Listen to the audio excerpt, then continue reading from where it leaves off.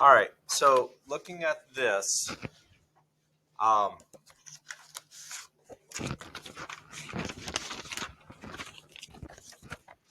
just kind of go through. Remember, for the test plural, and active homework and things like that, you're not necessarily going to have to write these out so much as to. There's a couple in active where it asks you to write out a regular order or a regular order or like a noble gas or something like that. But on the test, you'll only have to be able to look at a electron configuration and identify the element, or give you an element and you have to pick the right electron configuration. So big thing on these is really being able to recognize what are the key things that are going to tell you if you're on the right track. So for barium ends in 6s2 because it's on the sixth row. It's in the second column. So if it ends in 6s2, that means everything before it is filled. So all you have to do is know the fill order. So we fill 1s, which is going to be 1s2, 2s, which is going to be 2s2. Remember, the s orbital can only hold a maximum of 2 electrons. All right, then we go to 2p, and that can hold 6. Then we have 3s, 2, 3p, 6. And then here's where it starts changing a little bit because you get 4s2. And then what do we go to after 4s2? 3d10. Remember, it's always going to be one. The d is always one less than the row it's on. I'm going to have to erase my 6s2 real quick so I didn't give myself enough room.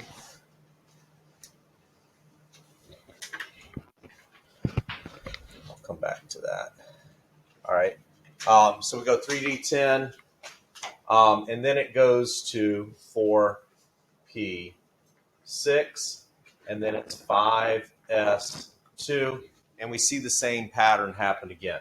So 5s2, 4d10, 5p6, and then we get to our last point where it's 6s2, and that tells us the location of barium. Now, I'm going to do noble gas configuration first. So for barium, since it's on the 6th row, I'm going to look on the 5th row, and I see that xenon is the noble gas that's on the row above barium. All right. Xenon goes all the way to 5p6. All right. So whenever I put this in brackets, when I put xenon in brackets, that tells me everything up until this point right here. All right. So now all I have to do is write whatever's remaining, 6s2. Now, I'm not going to do the orbital diagram for everything that's full. Orbital diagram, there is a shortcut you can take. If you understand noble gas configuration, that's the one before it, all we would have to do is show the 6s on this one because that's all that's after that. All right. Valence shell configuration just looks at what would be in the valence shell. Remember, you'll only ever have an S and a P in the valence shell. So that one is 6s2. We are in quantum level 6, so valence shell 6. The number of valence shell electrons, we have 2. So the dot diagram of barium, and you could have known this just by looking at the periodic table, the dot diagram of barium is 2 because it only has 2 valence electrons. All right. Now, so when we get to xenon, xenon is a noble gas. So 1s2, 2s2, 2p6, 3s2, 3p6, 4s2, 3p10, 4p6. All right, so xenon's on the fifth row. It is a noble gas, so 5s2, 4d10, 5p6.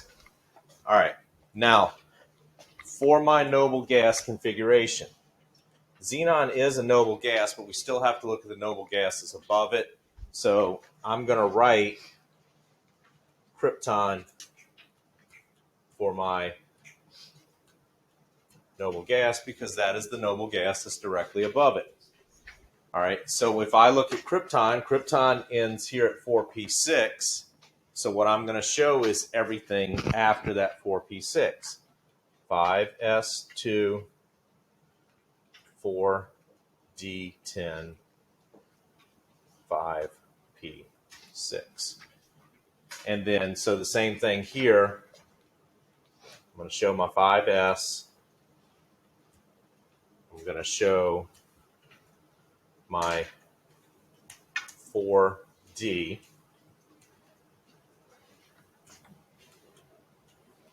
And then my 5p.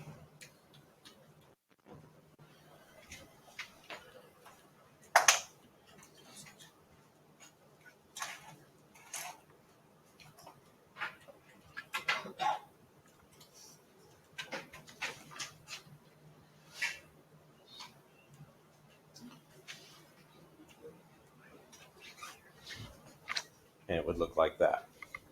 All right, going through down here, valence shell for this one is just 5s2, 5p6, because remember, you cannot have more than 8 electrons in a valence shell.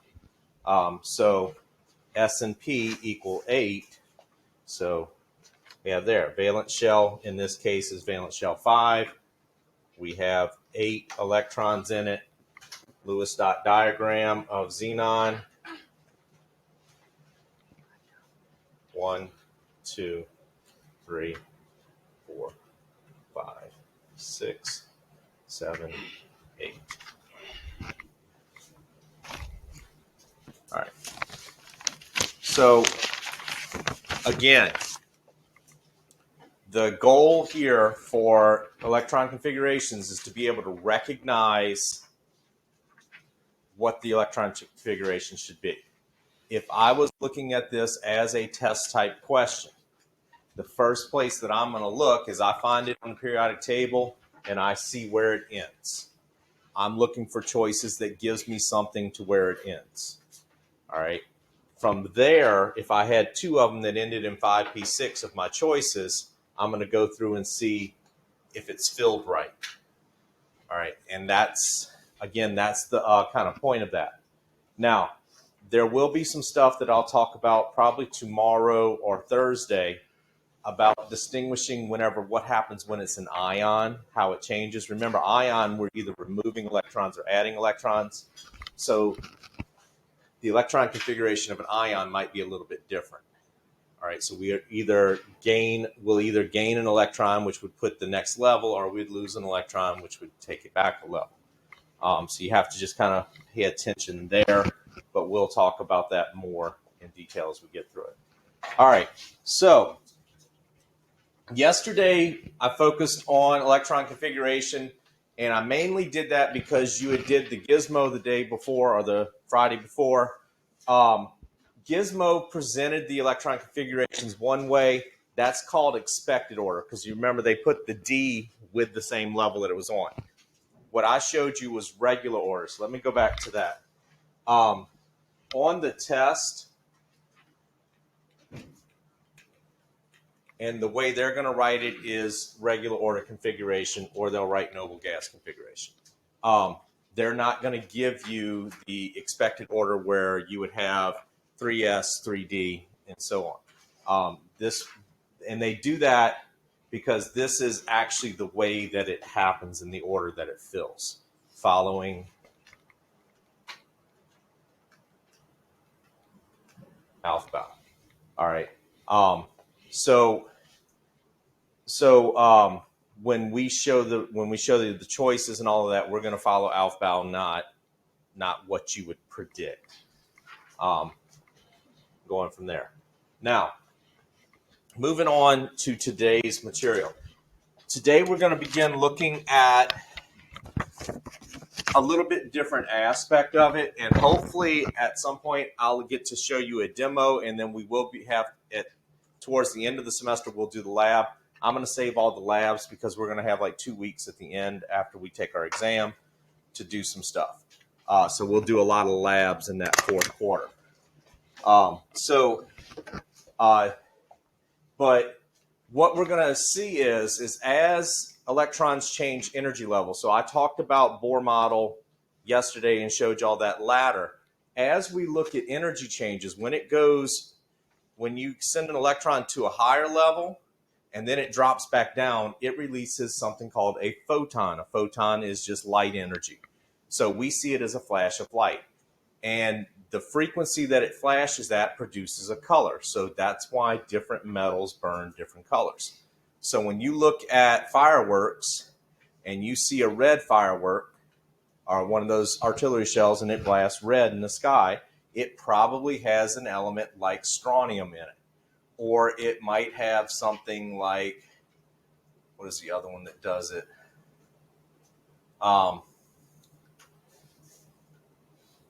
Potassium, I think, does a red too, or a pink. So there's some different ones that do red and pink. There's different ones that do blue. There's different ones that do green, things like that. So one of the things that we're going to look at is electromagnetic radiation waves, identifying which has the lowest frequency, lowest energy, highest frequency, highest energy, those kind of things. So we'll look at that spectrum. We'll write a definition of frequency and wavelength and identify the symbols that are used to identify them in chemistry and physics. Associate wavelength with color, and know the colors of the visible light. You might remember the colors of rainbow listed as Roy G. Biv: red, orange, yellow, green, blue, indigo, and violet. And then we're going to start looking at some periodic trends: atomic radius, ionization energy, and metallic character. We'll actually look at more of those tomorrow as well. One of the things that has changed in prior years, we used to ask you to do some math and solve problems using this equation. They don't ask us to do the math with it anymore. All I have to do is introduce the equation. So I guess is a good thing. It's really not a hard equation, but it does save us some using scientific notation on some things. So we will start going in and looking at it. All right. So when we talk about wavelength, when I say wavelength, I'm actually going to use the symbol called lambda. It's a Greek letter, lambda. This is actually a lowercase lambda, but it kind of looks something like that. It looks like a backwards H trying to write in script. All right. What wavelength measures? Wavelength measures from one point on a wave to the exact same point on the next wave. Typically, they'll say from crest to crest or trough to trough, but legitimately, I could start here at this node line and measure to that node line. That's still a wavelength because it's giving me one full cycle of a wave. Wavelength is typically measured in nanometers. Nanometers are like 10 to the negative 9 of a meter. They're really, really small. So we would, in calculations, we would convert it from nanometers to meters. But again, wavelength is the distance from the top of one wave to the top of the next wave, the bottom of one wave to the bottom of the next one, and things like that. Now, there are some other things on a wave that I need you to know. So we are going to be talking about electromagnetic waves. Electromagnetic waves are considered to be transverse waves, which are these that have that undulating undulating property. The other type of waves is compression waves, like that moves on a spring where it expands and contracts. Traffic is an example of a compression wave. So the things that you need to know, just some basic things. Trough is the bottom of the wave. Crest is the top of the wave. The distance from the top of the wave, this resting point, is called amplitude.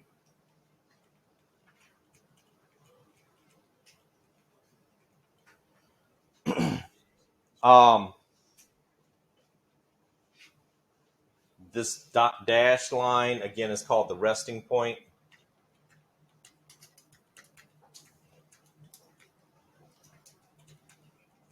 Now, you should have learned wave names and vocabulary at some point in your science career. All right. Probably middle school, if not elementary school. You've probably seen a diagram very similar to this, and y'all labeled the parts. But you still have to remember those things. All right, so there may be some points where it is to your advantage to do some things in color, because when I printed this out, it was actually in black and white rather than in color. So I just want to make sure that you know that. It won't be till towards the end of today, I think, though. All right, so the next term is frequency. All right, frequency is represented by a Greek letter nu. It kind of looks like a italicized V. So when you see me write frequency, I'm going to write it with a little symbol, something like that. All right. What frequency represents is the number of waves that pass a certain point in 1 second. So waves are measured in cycles, which we could say the unit of measure is 1/seconds. We could write it as s to the -1, or they've actually defined that unit as a hertz. All right, Hertz. So if you deal anything with sound or anything like that, you might be familiar with the term hertz, even if you're measured with like an oscilloscope and electricity and all of that. Hertz is kind of the unit that they use on that. All right, so if this is like a electrocardiogram that you're at the doctor's office and all that, now it's on a digital screen. It used to be on paper and it would spit out and go across. If the doctor was trying to count the wave cycles or whatever, so it's moving across the screen like this, and as it passes, they look at a window of time. So let's just say from here to here represents 1 second of time. All right. That would mean if I'm trying to count the wave cycles, so I'm going to measure a wavelength. So right there's a wavelength, right there's a wavelength. So I had 1, 2, about 2 and 2/3 of a wave, or 2 1/3 of a wave. So this one would be like 2.3 waves per second. All right. So in 1 second time, if this is my window, I saw 2.3 waves in 1 second. All right. But that is what frequency is. So remember, the units for frequency can either be 1/seconds, seconds times s to the -1. Those two are the exact same thing. And then hertz is just the way that we would represent that.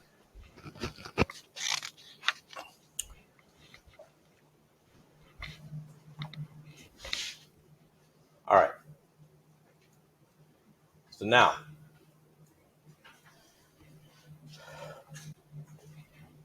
we have wavelength and frequency are related to each other, and we can put this in a chemical formula, or not in a chemical formula.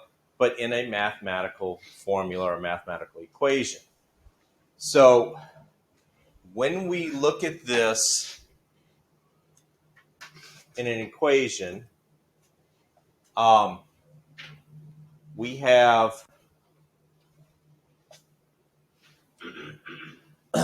get the formula C equals wavelength times frequency. So remember, this little blue one is wavelength.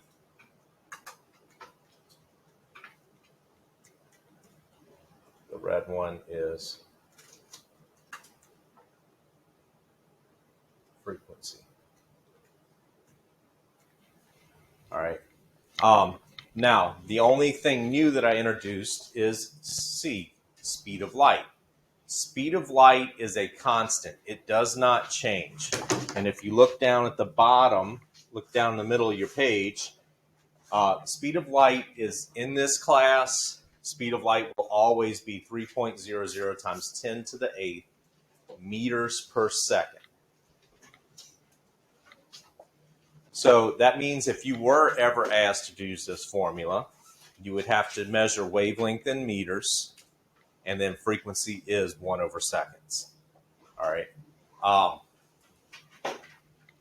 So just some general statements as to wavelength and frequency. So long wavelengths are large wavelengths. Come on, Daniel. Long wavelengths have small frequencies or low frequencies. Small is probably a bad word to put there. Long wavelengths will have low frequencies. So if you're a music person, long wavelength music is low notes, bass stuff, low end. All right.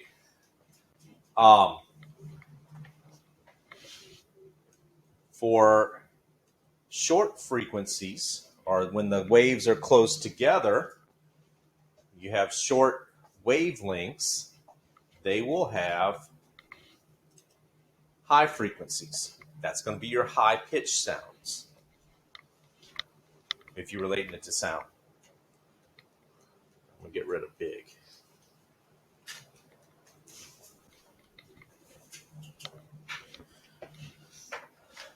All right. So again, long wavelengths, low frequencies. Short wavelengths, high frequencies.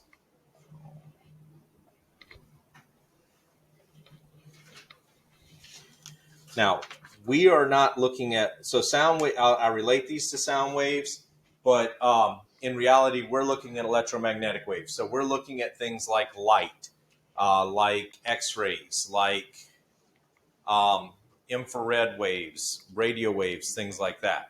So I guess a comparison would be a radio wave has a long wavelength. The waves are very spread far apart.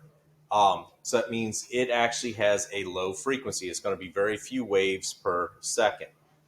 In comparison, something like an X-ray or gamma ray or ultraviolet light has a high frequency, so the waves are close together. Ultraviolet light has higher energy. It does more damage to our body than radio waves do. So kind of look at it in those terms. All right, so the next slide, you should have a picture of the electromagnetic spectrum. All right. There's some things that I want to label about this electromagnetic spectrum. So on this side, by gamma, this is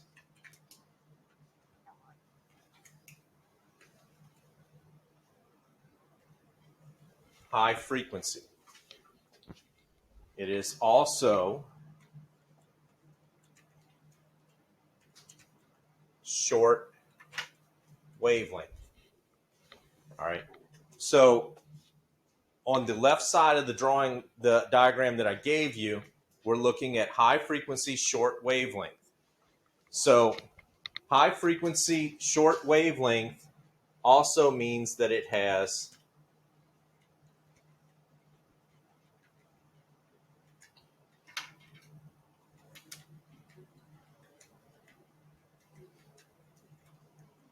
high energy. These waves have the highest energy. On the opposite end of this spectrum, we have radio waves, which are low frequency waves, long wavelength, and so this is going to be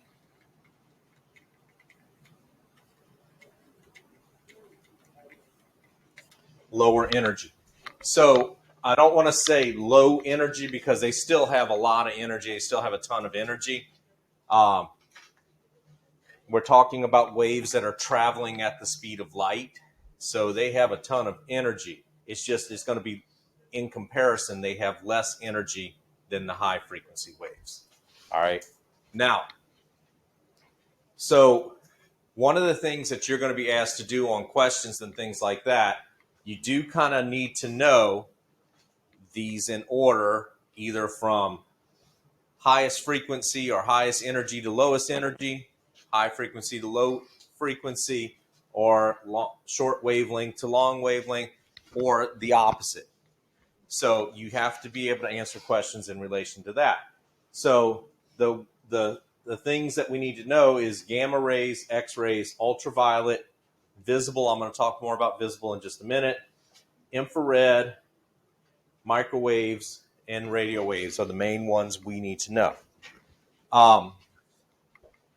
Now, in visible light spectrum only happens, what we can see with our eyes is only this range of frequencies for electromagnetic spectrum. So right here between here and here. In that spectrum, we have all the colors that we know to exist. And there are going to be variations of red, orange, yellow, green, blue, indigo, and violet. And my color spectrum on my projector doesn't do justice to the picture. So if we're comparing colors of light, which color of light would have the most energy on this spectrum? Violet. Red would have the least energy. All right. Which has the lowest frequency? Red has the lowest frequency. And then green is kind of the middle of the spectrum. It has kind of a middle frequency. All right. So when we look at this, the questions that they're going to ask are, they'll ask the questions in terms of frequency. They'll ask the question in terms of wavelength, or they'll ask the question in terms of energy. So just be prepared to use this spectrum in that way to be able to answer questions based off of that. Unfortunately, this is not something they will give you as a source. So you have to almost kind of memorize this. So this would be in order of decreasing energy from left to right. It would be decreasing frequency, increasing wavelength is the way that we're looking at those. All right. So all of this kind of ties together.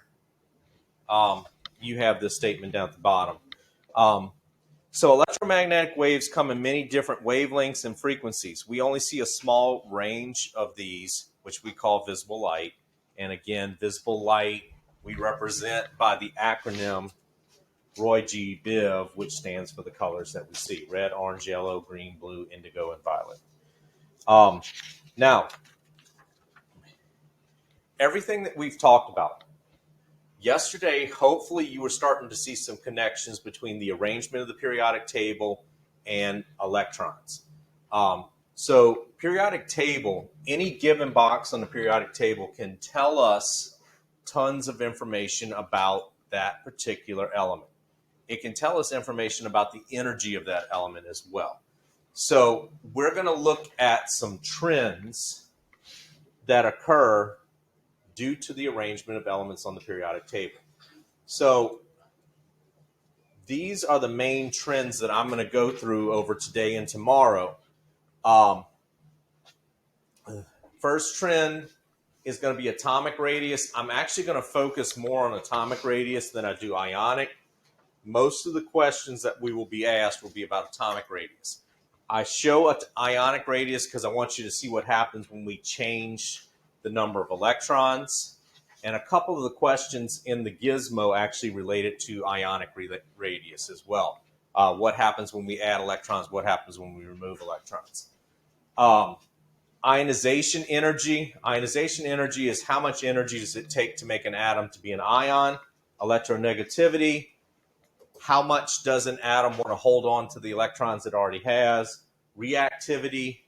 How willing is an atom to react? And metallic character. How much of a metal is that particular element? All right. So I'm going to start with atomic radius. So just look at the picture that you have here. What do you notice? So the elements that I have listed are listed as if they were in the same order that they would be on the periodic table. What do you notice about the size of the element as it moves from left to right on this? Smaller. All right. So as we move from the left side to the right side, it gets smaller. Another thing to notice, what do you notice as we go down the periodic table? It gets bigger. So this is happening for two different reasons. Everything on period 2 has 2 energy levels. So it has the same number of electron rings. But what are we adding as we go across here? For each one, I add how many electrons? 1. So from lithium to beryllium is adding electrons. So I'm adding electrons here, but the nucleus is staying the same. So what happens as I add electrons, the negative charge becomes greater on this. The positive charge stays the same. So there's more of an attraction between the positive and negative here than there is here. Why do you think it gets bigger as I go down, though? We're adding energy levels. So we keep adding layers. So you know, like the line from Shrek, it's like an onion. It has layers. We have layers on the atom as well. Every time we add a layer, it gets a little bit bigger. So atomic radius is the size of an atom or the distance from the nucleus to the outermost electron. Oh, sorry. So atomic radius is basically the measure from the nucleus to the outermost electron. Another way that you'll see atomic radius measured is if you have 2 atoms right next to each other, they take half the distance from nucleus to nucleus. So it's kind of like if you had 2 atoms that are bonded, or like a covalent compound, it's half the distance from nucleus to nucleus, which is the same thing as from the center of the nucleus to the outermost electron. All right. Keep continuing going. All right, so now when we look at the trends on this, we already saw it in the picture and we already kind of discussed this, but the trend is as you go down a column, atomic radius increases. So as you go down a column or a group on the periodic table, atomic radius increases. The atom gets larger.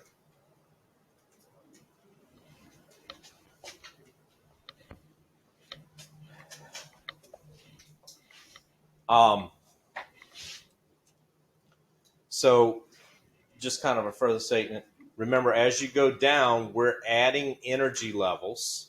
So that's why we're adding layers so it gets bigger. As we go across a period from left to right, the atomic radius gets smaller, or it decreases. So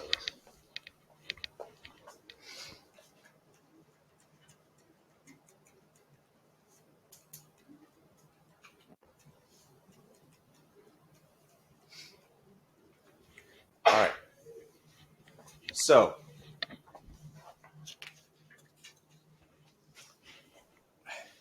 because we're adding more electrons as we move across the period, the electrical charge and the attraction between the positive and negative is increasing.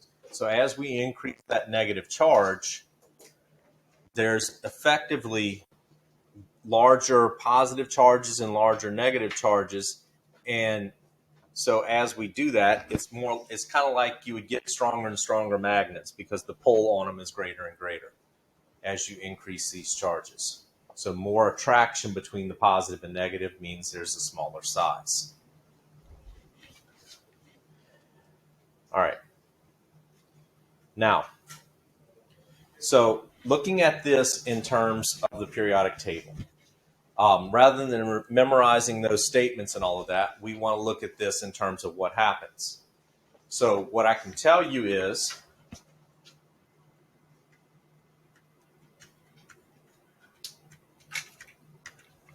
smallest atom is in the upper right-hand corner, and the largest atom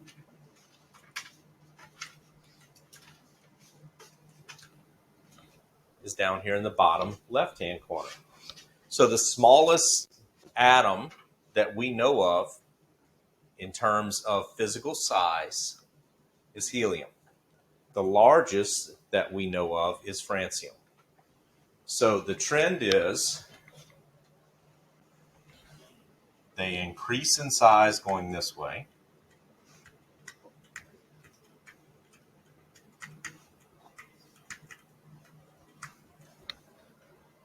And then they increase in size going this way. So the overall trend,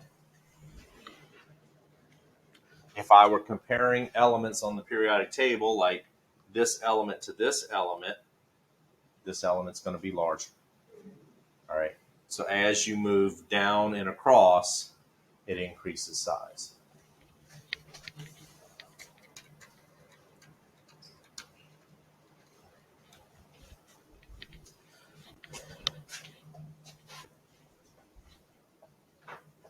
All right.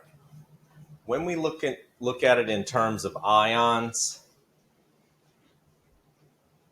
a little bit different trend happens. Because remember, ions, we're changing the number of electrons. So we cause some, funkier things to happen because of what happens when we add too many electrons or remove too many electrons. So does everybody have what they need off of this one? All right. So when we look at ionic radius, so this is the radius of an ion. Notice that when we look at lithium, and typically in ionic radius, we're only going to compare a neutral element to its ion. So if we're looking at neutral lithium compared to lithium ion, what do you notice in size change? Smaller. All right. Lithium makes a positive ion. So what has it done? It removed an electron, right? But where was that electron located? Think about this. So what would be the easiest electron to remove from lithium? If I'm trying to steal something from somebody, am I going to steal something real close to them or something that's a little bit further away from them? Further away. So the electron, I'm not going to steal. If I'm holding this remote and you come and trying to get it from me to hide it, it's going to be kind of hard to get. But if I have it set on the table over here and I'm talking, somebody grabs it's going to be easier. So the electrons that get removed in a positive ion are the outer shell electrons. That's why I focus on valence shells so much. So it's easiest to pull away that outer shell electron. So the reason why a positive ion gets smaller is because we have removed the outer shell. So we lost a layer. and now it just has the inner layers. All right. Now, so that's positive atomic radius. So whenever we have positive atomic radius, it gets smaller. Now, it didn't show this, but what if you had something like nitrogen? All right.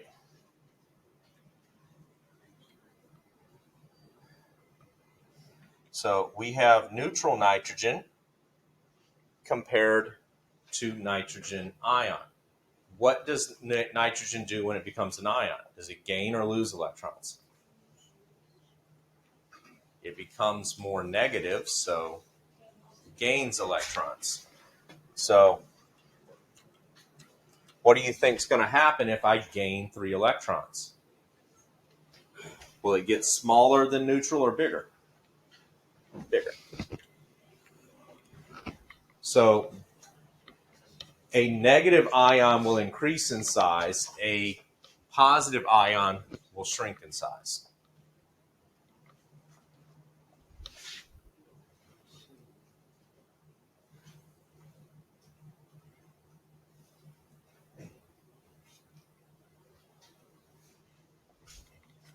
I guess I should have left it to the, this would have represented what, group 5A.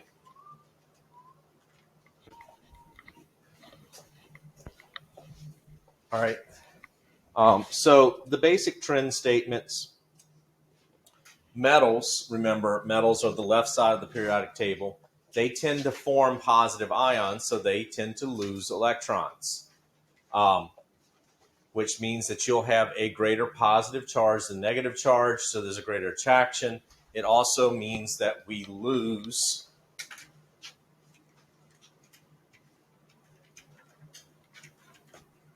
the valence shell. So we lose a layer when we do that, and that's why they get smaller. All right. So comparing the ionic radius to the neutral atomic radius for a metal, the ionic radius will be smaller than the neutral atomic radius, or less than the neutral atomic radius. All right. Non-metals, which is those atoms that typically become negative ions, they gain electrons.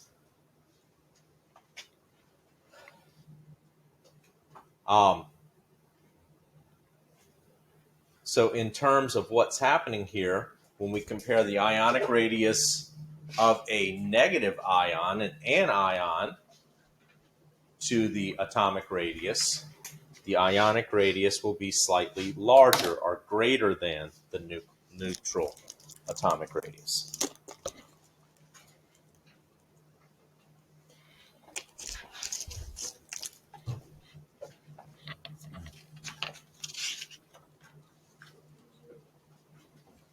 All right. So when we look at this, as you go down, if you're comparing ions to ions, as you go down a column, atomic radius increases.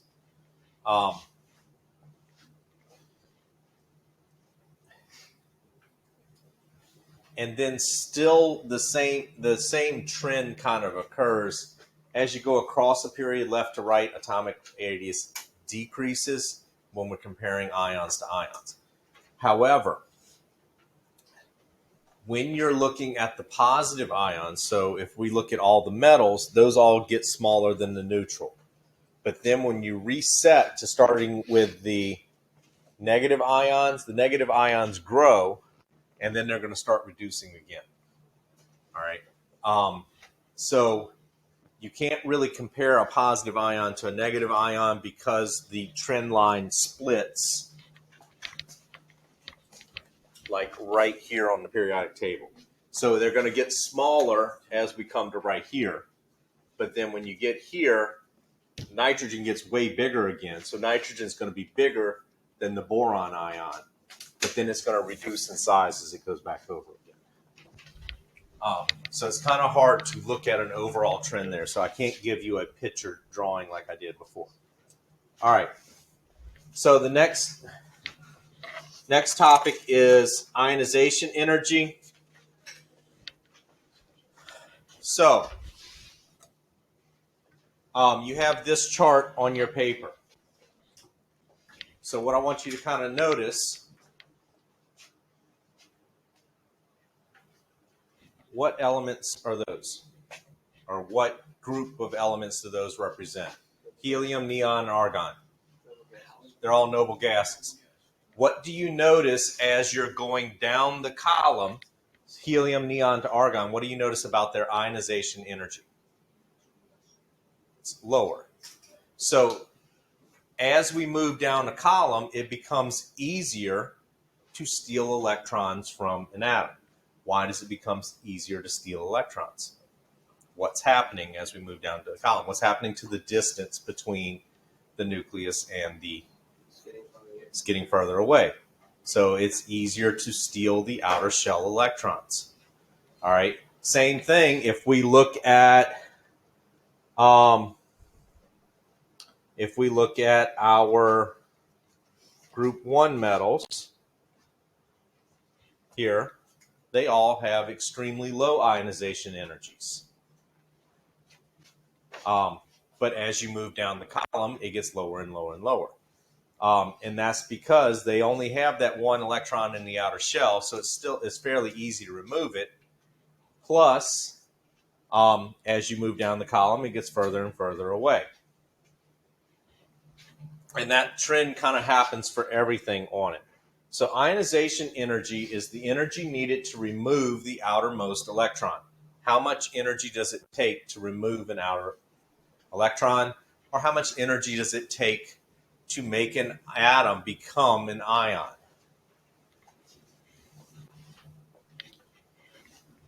So when we look at the group trends, as you go down a group, as you go down a column, ionization energy decreases. So as we move down the column, it's a lower ionization energy. Easier to steal electrons. As you go across a period, ionization energy increases. More difficult to steal electrons. Now, so what we're saying is, it's really easy to steal the outer shell electron of cesium.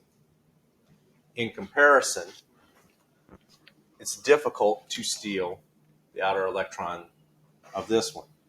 And think about this in terms of what type of ions does it make. Cesium makes a positive ion, right? So what does that mean it has to do with this electron? Lose it. So low ionization energy means it's easy to lose the electron. What type of ion does At make? -1. So it's easier to gain electrons. Here, this is 0. You're not taking those electrons from them. All right, they don't want to form ions because they already have everything they need. All right, so looking at this on the table.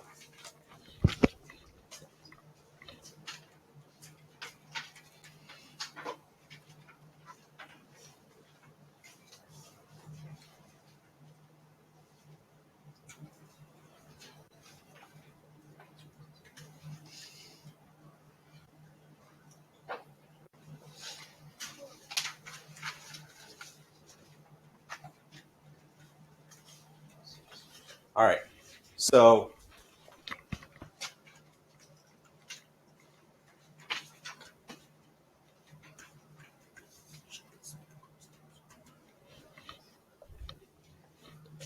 if we look at this in terms of the trend in the overall periodic table,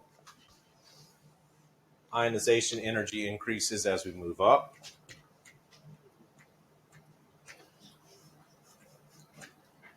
And it increases as we move across.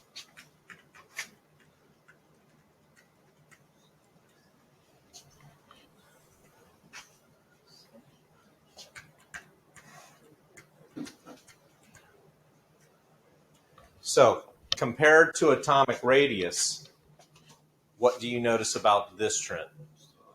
Opposite. So as atoms get smaller, it becomes harder to remove electrons. As elements get larger, it becomes easier to remove electrons. So the ionization energy is directly related, but it's an inverse relationship. As you get larger in size, ionization energy gets lower.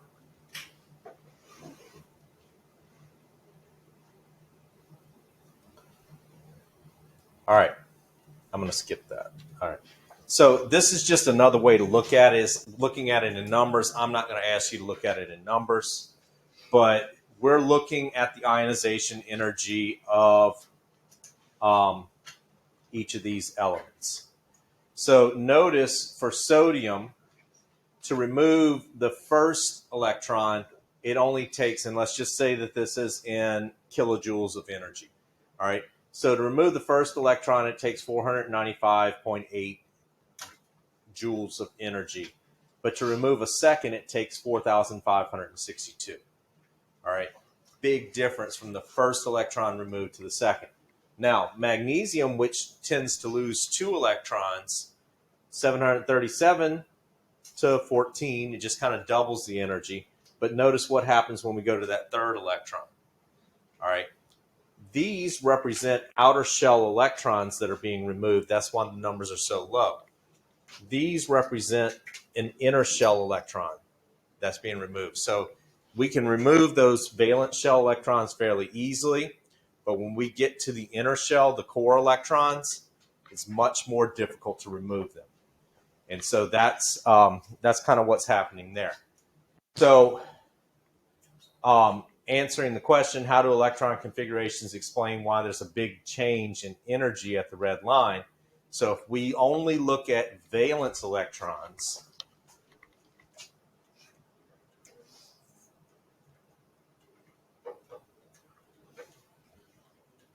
the ionization energy is lower. If we start looking at core electrons, ionization energy grows exponentially. So it's harder to remove the core electrons. All right. So going through active, you might actually be able to answer more of these based off of yesterday's notes and today's notes, but you should be able to start looking at questions 1 through 18. I will warn you, some of the questions are not direct statements that I've said in notes. It's more of an application of what I've said. So instead of energy, they might say photon, things like that. So be prepared for the questions to start kind of asking a little bit differently. And again, I may not have directly said something, but if you can infer it from your notes as you're doing these.